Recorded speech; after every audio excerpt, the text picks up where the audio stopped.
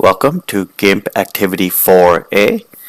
In this activity, our objectives are going to be to Photoshop someone out of a picture. I imagine you can guess that in Activity B, we're going to be Photoshopping someone into the picture. So what we want to do first is we're just going to File, Open, and we want to open group.jpg. And you should see an image of these people in beautiful Canada standing in the snow.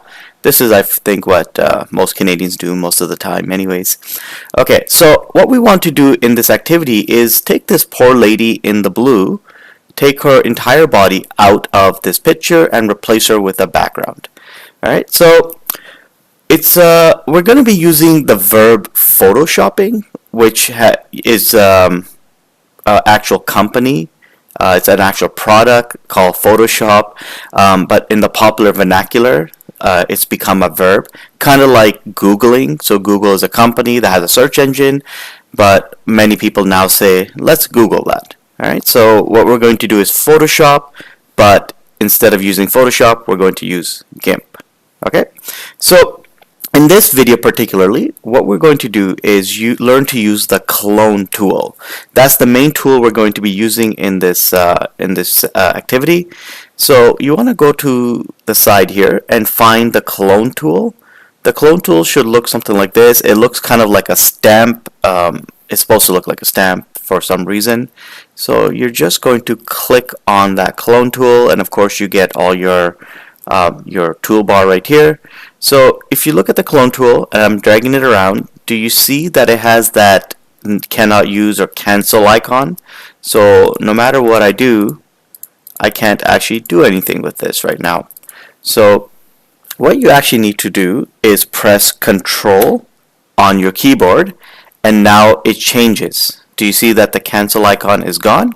What I'm going to do is I'm actually going to put the crosshairs on this guy. So click, and then I'm going to let go of Control, and I'm going to not click anything. Alright, so now you have an icon. I'm going to zoom in a bit. So there you go, that's on his face.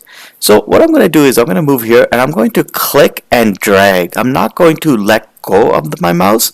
I'm just going to click and drag.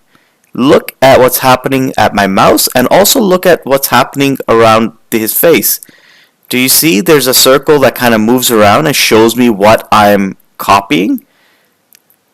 I'm cloning, look at this, I'm cloning this guy's face. Basically, whatever, whenever I move my mouse, I'm cloning people around me. Alright, if I let go, it goes back to his face. So we're going to be using that. The other thing I can do is I can actually click and stop clicking. So I'm just going to click, click, click, click, click. I'm not going to drag.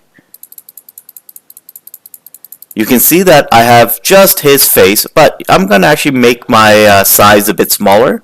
So I'm going to go here and I can reduce my size. I'm going to actually make that size 10.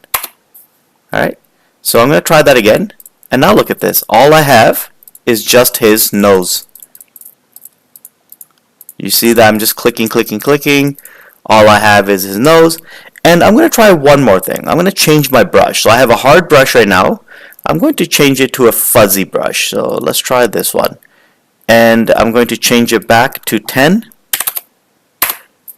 And let's try this one here. So actually, yeah. So if you can notice, with my fuzzy brush, it's a bit more fuzzy, whereas this one is a lot more clear.